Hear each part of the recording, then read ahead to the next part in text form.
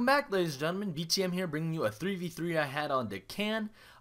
Before I get to the match, let me just let you know that this match was edited a little bit. The actual recording itself was about 43 minutes long. The match itself was 26. So I made it so it ran a little bit smoother and it sounded nicer. Actually, there's no sound at all because the sound didn't sound well when it was sped up. But it does sound nicer without sound and just my voice, I think at least. So I hope you guys don't mind. Hopefully in future matches we won't have to edit and cut out the sound and like speed it up a little bit. But it was kind of laggy, so it's not too bad. But at the beginning part you can definitely see it. It seems like it's on fast mode a little bit, that's for sure. But again, I didn't want to bring a really laggy video to y'all, so my apologies. Now, as I said previously, this is a 3v3 on Deccan. On the other team, we have a Russian in teal, a British player in red, a Dutch player in orange, and facing off on our team, we have a German in blue, a Portuguese in yellow, and I in purple, playing, of course, as Ottoman, continuing our Ottoman week. Now, as you can see, we start off on Deccan with a lot of resource crates of many varieties. But I will build the trade post right away, and then I'm going to build my mosque right after that. Considering that I am allowed to build both since I have the wood, there's no real reason in my eyes not to. I'm then going to age up with 400 wood and then have enough to build my artillery foundry, and that's what we agreed. I was going to go Abyss guns, blue was going to go Ulane, and pink or yellow will go Musketeers, if I remember correctly. Yes, there we go. So as you can see here, just getting houses built, getting my first age things, going to the very rush heavy deck because we're rushing. And as you can see, we're talking about it in game, and even in this, watching this back, you can see some pretty bad pauses, and this is with it, you know, sped up, so kind of a bummer, that's for sure. But as you can see, that's how the game's going. Find a great 90 wood treasure. Love those. Those are game changers, you know. That allows you to build a market, allows you to get a market upgrade maybe. You know, you never know what 90 wood will do for you at the beginning stages of the game, but it's great treasure. As I'm aging in the Colonial Age, I am shifting some of my villagers to wood. My hope is to get enough wood, and that enough wood actually would be 60 wood. That way I can build a market and get the hunting dogs upgrade. I'm also going to be looking to get the placer mines upgrade since I'm going Abyss guns, and I didn't know this in-game at this point yet. But Abyss guns are actually 50 food and 100 gold. And I actually thought they were the other way around. But either way, I still wanted to buy both market upgrades at this point in the game while playing. Also, just scouting out, trying to figure out what's going on. And as you can see in game, we're really resigned to the fact it's going to be a long game. However, on the bright side, as a team, we're grabbing trade posts, which, if you guys know me, I'm a trading post fanatic. If I got a medal, if they got a medal for most trade posts claimed in Age of Empires 3, I would be up there. Because whenever there's a map, it's like, you know, it's an obsession with me. Grab the trade post, you know. But either way, game's still rolling. We got our villager going to build a forward base. We're working on things. We get a 50 wood treasure. Like these treasures are just rolling our way. Everything's looking pretty good. And now we have 4 trading posts, which is just excellent. I'm the first one to the Colonial Age, and it's great because we're going to be getting ready to rush. And as you can see, I'm going to come back here, build my artillery foundry right by our entrance, right behind Yellow's forward base of his own, and all is well in our kingdom. I did build a house with part of the wood I got from aging up because I aged with 400, so I decided to put 300 of it into the artillery foundry and 100 into wood. And I'm actually going to just talk a little bit slower. I'm feeling compelled to try to keep up with the action since it's sped up and it's really kind of exhausting my throat. But either ways, so we're getting a forward base, and my hope here is that Yellow and I coordinate really well because Yellow obviously is going to be going Musketeers. I'm going to be going Abyss. I'm going to be weak to any type of horses, cav, and he's going to be weak to any type of skirmishers. So we have to cover each other's backs really well. And my hope is that we're going to be able to, and I'm sure we are. As you can see here, though, I kind of was a little bit off just in my resource distribution. I ended up shifting, you know, people around just a tad bit to get things going a little bit better. But not the end of the world. I'm going to get a batch of 5 Abyss up at 5 minutes. And as you can see, red is up to all sorts of shenanigans. And this was really interesting. It was like walling and running around. Really quite queer. But not the end of the world. Yellow initially did go to try to help, but then, you know, blue was like, no, stay back. He's just distracting. That's the whole point here. And it does make sense. It is a distraction, although it's kind of a costly one to take a Courier de Bois off resource gathering to be a distraction. I do believe I sent 700 wood as my second shipment, my first Colonial Age shipment. And the reason why I did that was because at this point I still thought Abyss guns cost 100 food and 50 coin as opposed to the other way around. If I had realized when I clicked the shipment that it was the other way around, I probably would have gone 700 gold just so I could make another batch of Abyss right now. But as you can see, third shipment's going to be the Abyss, or not the Abyss, it's going to be the gold. So it's not the end of the world. We got things going right now. And what I'm going to do here is I am running out of housing, but I'm going to do something I've learned recently from watching better players than I, and yes, there are many that do exist, but I'm building my house a little bit forward, just give myself a little bit of a line of sight, and cause some cav pathfinding issues, and just a lot of good things that building your houses forward do. It's helpful, so that's what I'm going to do. Instead of just building them in a block in my base like I want to do, I'm going to build them a little bit forward and use that as to kind of, you know, further my line of sight and kind of creep, if you will, onto the plateau. I really wanted to go rush that that stable, but I didn't want to do it before yellow was there, so I waited. I hung back till yellow got in the hood, because he and I are going to be buddies this match. Yellow and I, our coordination is key. If I don't coordinate well with him, both of us die and we lose the game, and it's pretty important. You know, when you have a team game like this, your coordination and your micromanagement of each other is absolutely vital. If my Abyss ever gets surrounded by a massive Hussar, the game's pretty much over, because Abyss are hell of expensive. They're 150 resources ahead, 100 of that being coin, which is expensive and slow and difficult to gather. So as you can see, it's very, very important that we work together well. And so far, at least, as you've seen, we do, which is great. I am buying market upgrades, guys, so for those of you who say, BTM never buys market upgrades, well, that's false. And actually, I don't think anybody says that anymore. That was really a videos 1 through 30 kind of thing. Now it's just housing crises and card order, but that's fine. We'll get there, right? Got to improve little by little, and you know that's what we said in our first video. We're improving, so that's the whole game plan. Anyways, I digressed. Still pumping out Abyss, and look at us go. We've destroyed 2 stables at this point, which is fantastic. That's 400 wood lost, which for any player at this point in the game, you know, 400 wood is nothing to sneeze at. That's a lot of resources down the drain for really no gain whatsoever. And now we got a massive Ulanes, a massive Abyss, and a massive Musketeers, all up in here. And by the way, I spent this entire match thinking that yellow was actually Russian. I did not realize till narrating this just now that they were Portuguese. I was just realizing that this entire game I was thinking, you know, for being Russian, he really could go Strelets more, or mix in some Strelets, but never mind. Yeah, I don't know why I just shared that. It was just very strange, because I was watching this thinking, I remember playing the game and burning down the gate and thinking, sweet, he'll build a blockhouse right here. But obviously, he can't build a blockhouse, because blockhouses do not belong to the civilization that he is playing as at the moment. Way to go, Big Thunder Man. But not the end of the world.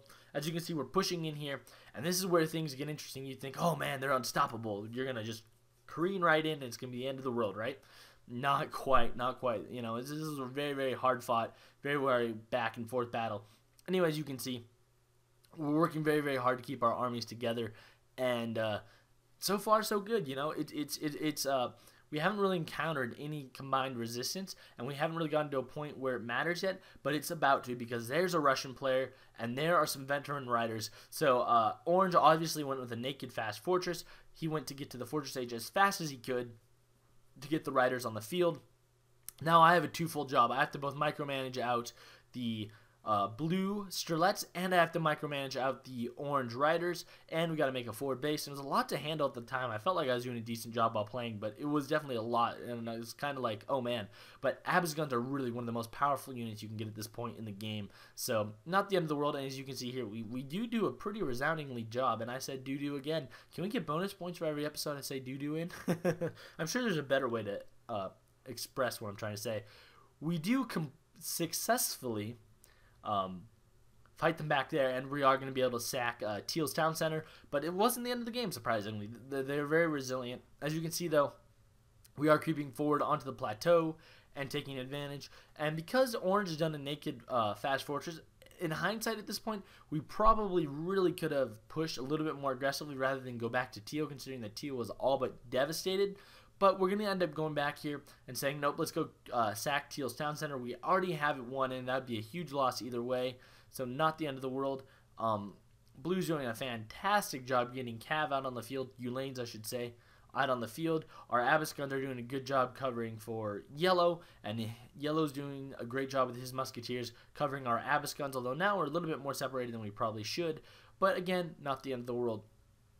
Now, this is going to be interesting to see. As you can see here, I have 28 villagers, and I believe I stopped making villagers this like entire time, and I'm not sure why, because I thought the villager limit was up to 45, but I did something wrong somewhere. Now, as you can see here, Blue's chasing those settlers with his Ulaine, and I was trying desperately to say, back, back, you know, like they'll run back, and then the Rhinos will run forward, and then my Abyss will kill him, but he ends up losing all his Ulaines before my Abyss can get on the field, unfortunately. I don't know if the value of the loss in terms of killing Teal's villagers was comparable to the value of loss of all those Ulaines, because now he only has a few left, so interesting choice, especially considering that horde of Strelets there.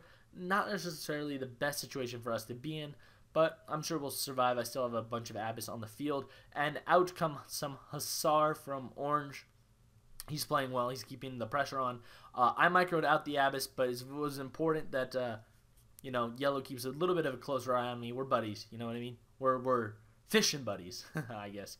Sorry, I've been watching another YouTube series, but if you can guess which series it is from saying that, then we all have problems. As you can see, though, red is France using a special cav. I don't know how to pronounce it. Cuirassier?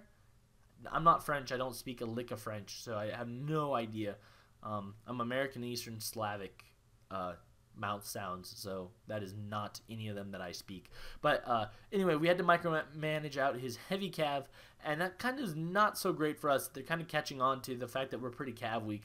Most cav matches up really well against Blue's Ulaines, and there's not really enough muskets relative to my horde and the necessity of my Abyss guns to win the battle. However, I didn't realize that in-game, and I felt a little bit stronger than we were, and you can't blame me for that, considering that we did just sack Teal. You know, I did go back to wait for Yellow, but we probably should wait till Yellow got some more musketeers out on the field, especially considering that Teal now is massing Strelets in a big way. And this is a situation where being 10 Ulaines ahead would have probably really helped Blue. Although, as you can see, he's done a simply phenomenal job getting more Ulaines on the field, so it's not like we can really complain all that much. And he's going straight for the military building kill. I personally would have gone straight for the killing the units, and here's why. If you have a unit mass advantage, I feel like you should always kill the units and then go back and kill the building, because the buildings make men in 5 pop, right? You get 5 men at a time. We've discussed this before, but we'll discuss it again just because we can. You know, you get 5 men a batch from military building. Unless you're Russian, you get 10, right? But even their 10 Strelets isn't that good, right? And that's relatively easy to kill, especially when if you look here, you have 60, 70 men in the base. So why waste your time taking damage, sieging buildings, when you can just kill all the units, you know, and then, like, you know, kill what's fed out, and then destroy the building. I think that would have been a little bit smarter rather than going for that stable at that point in time, focusing on the units. But no matter, as you can see here, I'm going to the Fortress Age, and I really didn't know why. Just, I guess, I need to do something 15 minutes into the game. Obviously, we've won, but... Or, I shouldn't say obviously we've won. It definitely felt like we won. We're pushing pretty hard. But it seems stupid to me not to be in the Fortress Age. I figured cannons and upgrades and good things like that people tell me I should use were probably a good idea. And in come some Hussar. And as you can see, Yellow and I are trying desperately to coordinate. I'm desperately trying to get my Abyss out of there. And they all push forward. And this is really a great job by them. Right now, as you can see, Teal, despite losing his town, has simply just got an ungodly amount of Strelets out on the field. Orange, again, despite losing a ton of units, has got an ungodly amount of Riders and a Hussar on the field. Routers, whatever you want to call them, guys. It's not Dutch week anymore. Not my problem. But as you can see, just a lot of units, and we're going to probably end up losing that battle. And I was aware of that in the game, but I decided to kind of just let my units there inflict losses. And it was one of those moments where I was like, well, I can replace my units. Can you replace yours? Plus, I also assumed that Yellow and Blue would have more reinforcements and we'd win. But it was not meant to be. And the interesting thing there was, if you notice that, who was not there? Red was not there. Besides for a few horses, Red was persona non grata in that battle, more or less. So it was really interesting that... you know, they were able to fight us back. Just Teal, despite losing his entire town center, was playing like a champ. So, really, I'd give Player of the Game award to Teal in hindsight. Just consider he did completely lose his TC, and, you know, there he goes, you know, leading the charge back to protect Orange. Because, you know, if Teal wasn't there with Strelets, my Abyss would have killed them. So, all around, well played, well fought. We have to back off. That's a very, very bad position to be in when you have momentum and you have to back off. However, if you remember that team game I recently posted, this was kind of similar in that, you know, even though we fought them off successfully, each successive battle is going to take a big, big toll. And at the end of the day, they're not going to be able to recover from the cumulative toll. And that's kind of was my mentality, at least while playing this, was like, you know what? Yes, they're probably better off right now, or at least they won that battle, but they really can't do anything with it, and overall they're going to lose the war. So it wasn't the end of the world.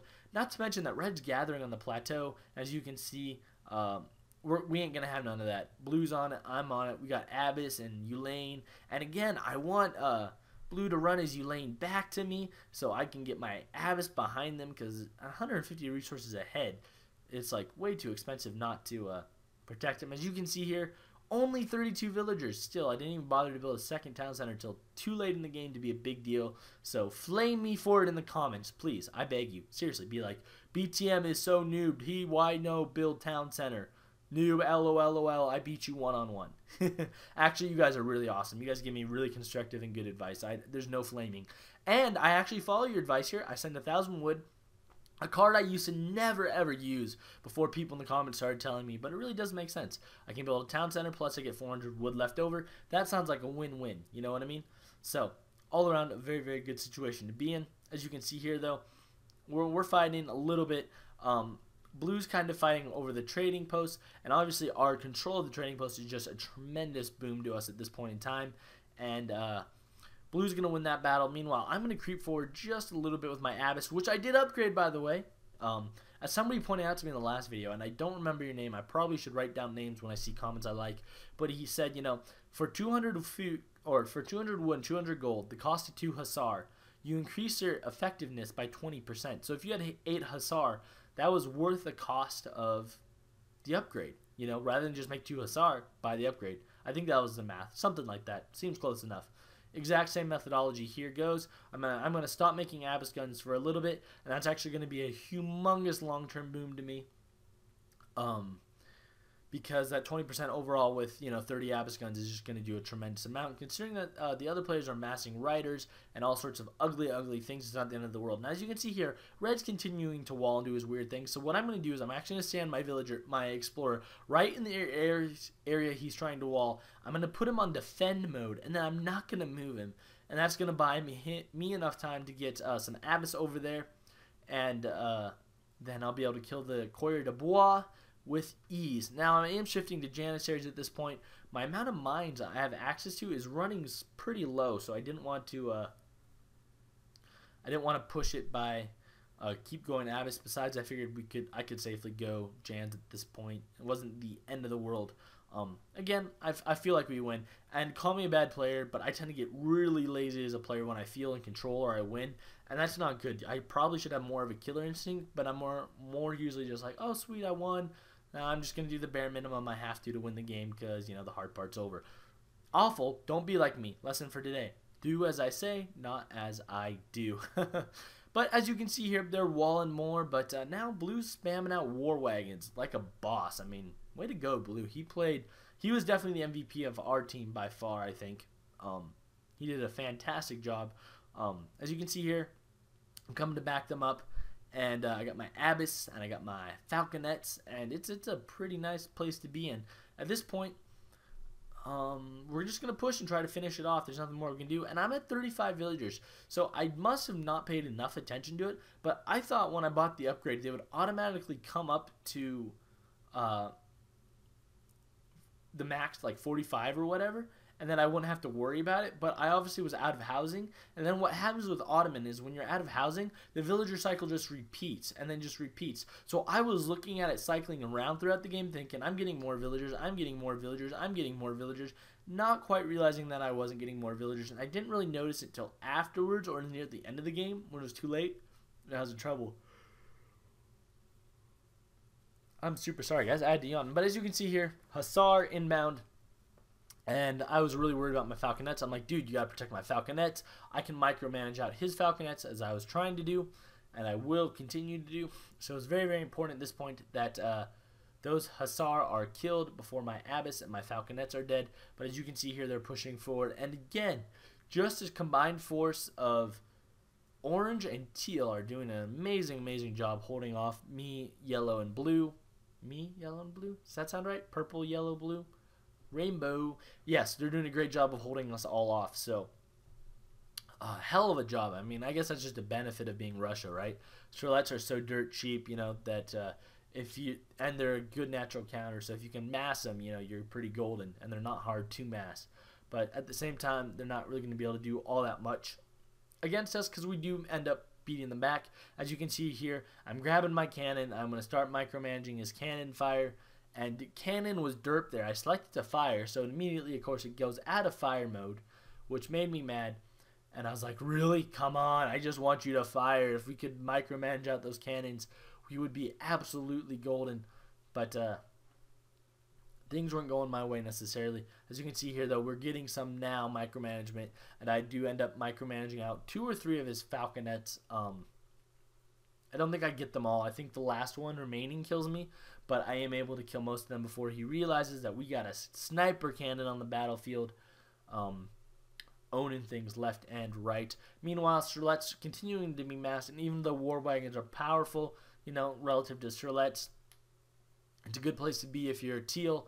You're massing a really cheap unit against a very big, bulky, and inefficient, expensive unit. So not a bad place. I do decide to build a town center at this point, but again, 21 minutes in the game. I mean, come on, like really? Town center is really just because I'm bored, I guess, or I realize that I might actually be in trouble losing this game if I don't step up my game soon. Meanwhile, I'm going to get some Abbess down on that side of the map and start cracking down. I sent a fort. I had every intention in the world of building a fort on that side of the map, but the fort ends up just taking forever to cross because of the lag, and then I end up accidentally deleting where I was going to build the fort, and then I thought I lost a fort wagon, and it was a glitch, and I was really bummed. I was like, well, this sucks.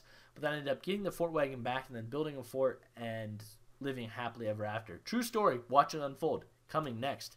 But sorry if I'm a little bit hyper, by the way. I didn't sleep last night, so it's one of those, like, my mind's all over the place, and I'm trying to narrate logically, and it might not be coming off so logical, but tomorrow's video, I promise you, will be very logical. Also, I'm kind of getting screwed over by the fact that this is playing, like, nearly twice as fast as it did in real life.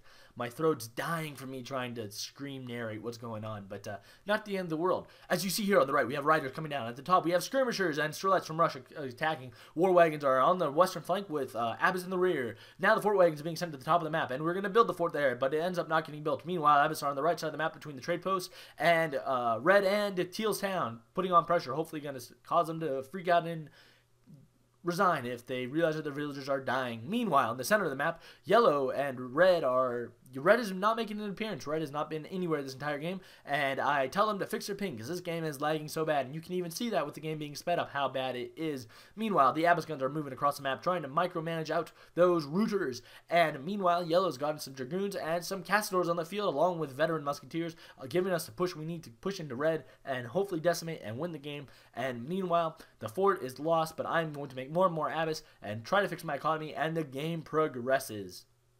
That's what I feel like I'm talking about. I'm actually going to be really interested to listen to that back and know how badly or goodly that was. And goodly's not a word, guys. Again, don't say goodly. People are going to laugh at you, give you a weird look. I get that a lot, though, so it's not the end of the world. But as you can see here, we're pushing pretty solidly through. And again, see, I was looking at that fort like, why is the fort why there no fort? If we're going to speak in internet meme talk, I'm also looking for a mine. No mines on the map anywhere. Oh, man, I'm sorry. I'm dying over here. No mines on the map anywhere. But then I've managed to find Teal's massive villagers working at them berry bushes, getting some blackberries and blueberries and raspberries and strawberries and boysenberries and huckleberries and I don't even know what kind of berries. Working at the berry bushes. But we get our Abbess over there, and look, I'm looking around, no fort. I'm like, where the hell's my fort wagon? I totally must have missed it somewhere, but I didn't see it, so I just leave it be. I'm like, well, that's a weird-ass glitch. But as you can see, I tell our team to go back here, and I really felt like I was directing traffic a lot of this match, but I didn't really want to lose units. My Abbess, because I've really lost a lot. Like my economic score is way behind my teammates relatively. They're doing all these great things, and I'm barely keeping out some basic Abbess production. not necessarily the best situation to be in, but that was because of my own inept economic management. I could have done such a better job. I should have been paying a little bit more of attention. And there we go. We find some settlers. So I'm going to immediately be sending military units all over that. And watch this. 10 Sterlets versus 10 Abyss guns. The Abyss guns are going to win handily. And you'll see it happen when we go back there. Actually, we're not even going to bother to watch it. What's going to happen is you're going to go back there eventually soon. Hopefully soon. And yep, right there, boom. Abyss just cleaning house. Meanwhile, I'm working on getting Janissaries on the field. Because of the lack of mines, I have a surplus of food. I do not have a surplus of other things. So I'm going to end up using Janissaries. They're a better cost model for what we're doing. Again, looking for my fort. And I do not find it. So I'm very, very sad at this point. I'm like, where's my fort? I like forts. And did my voice just crack there? Maybe it did. I hope it didn't. But I ended up deleting it just because it pissed me off. I'm like, well, I don't want that unconstructed fort there. That bugs me. So I ended up just deleting the fort placement, I guess. Now, the thing is, a fort wagon actually does appear later, so it's not the end of the world. We do end up getting a fort. Meanwhile, as you can see here, we're pushing in and just kind of fighting through the ruins of their town. Blue's really doing all the heavy lifting at this point, I guess. Kind of interesting and cool to see him really like just amass of war wagons. I never really thought of war wagons as an amazing unit, but they're pretty powerful in the right hands, and Blue is definitely the right hands with them. And there's my fort wagon. So I end up building it a little bit forward, a little bit more, to kind of put a little bit more pressure on them and to hem them in and to say like, nope, this is my side of the map, get out of here. And just to kind of allow me to open up a new avenue of attack. Meanwhile, there's France on the other side of the map, stealing all my gold from my mine. What a mean person he is. And Orange at this point realizes it's over, and it's GG, and that game is done. So, all around, that was a great battle. We didn't necessarily think we were going to win going into it. We were much, much lower ranked overall. Not to mention that the initial battle, they did such a good job holding us off. It was really, really interesting. It was kind of like a, will you just die already kind of thing, you know? Can we actually deliver the death blow? And my economic mismanagement probably didn't help us much, although by the end I kind of got in my ship a little bit more straightened, and definitely by tomorrow's video it should be a lot better. But I just want to thank you guys really quickly for watching, and I have one statistic I want to share with you guys before we get to the quote of the day. This is a really interesting statistic. I wrote it down. Let me get it here. It's actually on this pad of paper. And the reason why I'm going to tell you is just because the post game is going to fly by. I didn't spend much time in this game. I made 116 military units and I killed 210, and I felt really, really good about that. Generally, I tend to be a spammer where I'm going to use, 80 units to kill 5. So anytime I have a much smaller army kill a larger amount, it makes me feel good about just the micromanagement and just the choices and what we do. So it was all around a really good fight. I was really proud of the fact that my military, 116, killed 210. I was really, really proud of that. Abyss guns for the win. Abyss guns are an excellent unit. They do very, very good. And I hope you guys enjoyed it. I'm sorry the game was laggy and therefore we had no sound and sped it up. But we wanted to get you something today, or I wanted to, and I didn't want to have to leave. So I hope you guys enjoyed it. But before I leave, I do have a quote of the day from Sun Tzu and, of course, the ever-esteemed and often read Art of War. And that quote is, "Energy may be likened to the bending of a crossbow, decision to the releasing of the trigger." Guys, my name's BTM, and until next time, good luck and happy hunting.